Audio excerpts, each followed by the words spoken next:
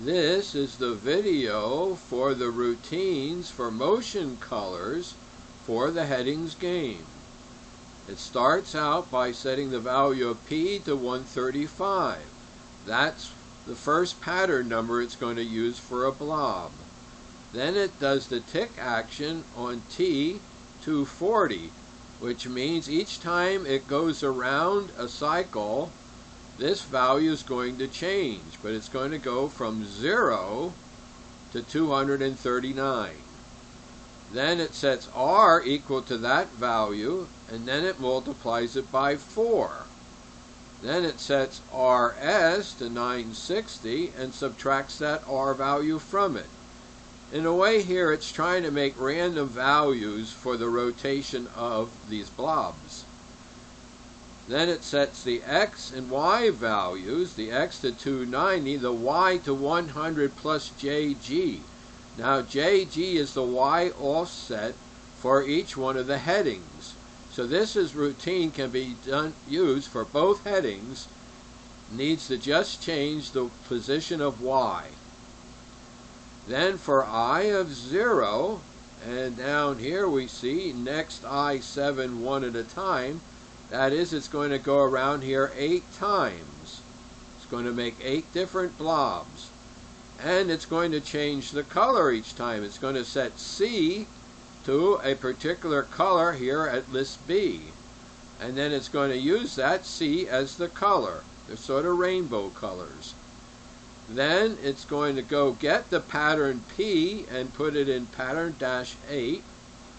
And then it's going to do a tall and wide operation on it. It's going to leave the tall the same, but it's going to make it wider. Then it sets the S value. That's the size of patterns.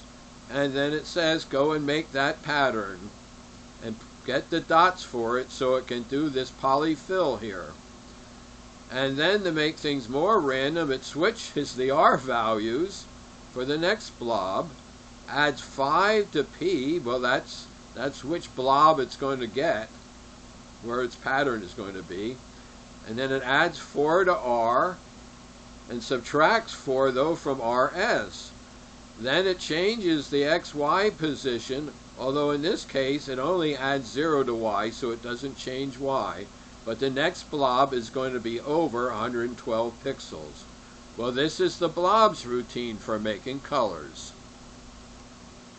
This is the next routine for the motion colors. It's the one that does the rainbow. It arches the colors across the rectangle for the heading. It sets Q, the quill value, to 32, S, the size value, to 320. That's rather large. That's the outermost rainbow color. Then it sets X to 660 and Y to 160 plus JG, which is again the offset for the two headings. JG is 0, and then it's increased to be the heading below. Alright, once that's done, we're going to do for I of 0, and down here next I 20 times. It's going to go around here 21 times and make the rainbow arches 21 times. It sets the R value to 720. Now that's to the left. And then for J of 0, next J13, it's going to start to set up the points to make that particular line of the arch of color.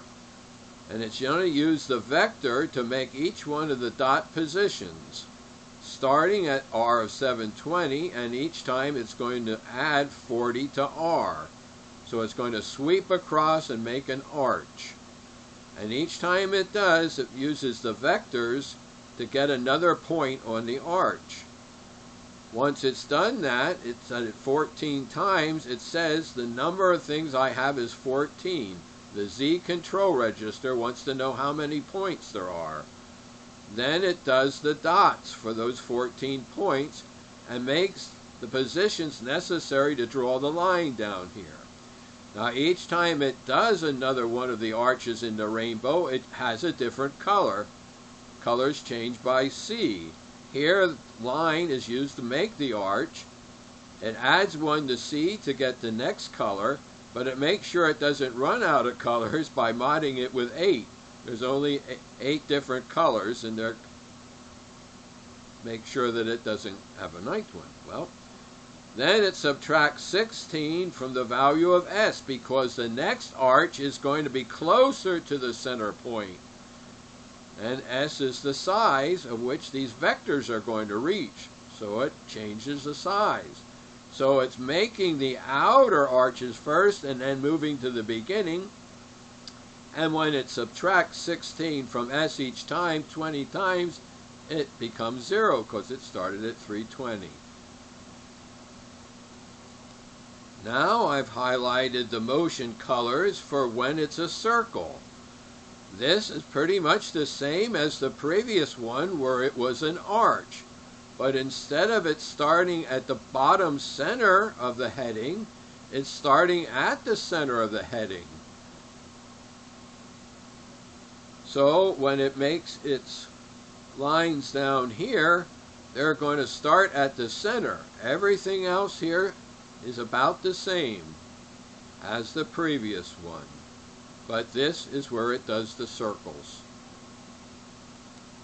Now I've highlighted the routine that uses vertical lines.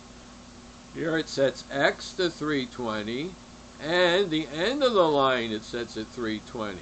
So X stays the same, but the Y value for the line it's going to draw starts at 40 plus JG and ends at 160 plus JG. So this is going to be a vertical line.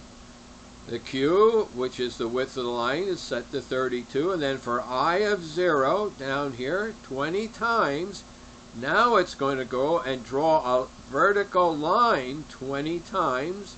Here it changes the color again every time. Here it changes, see the C value for color is changing.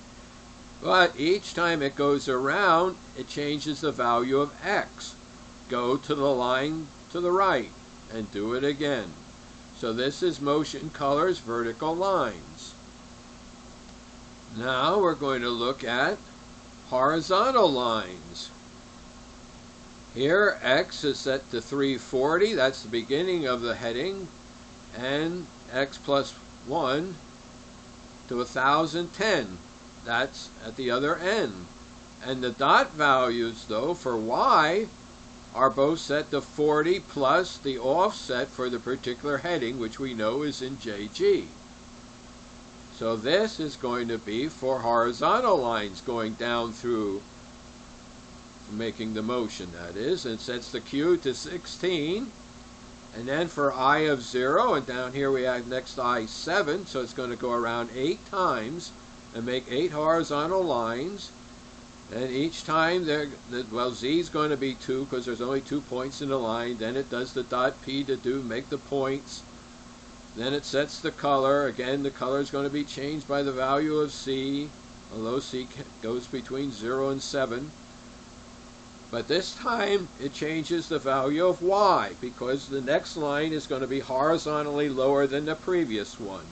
So both ends of the line must be changed by a Y of 16.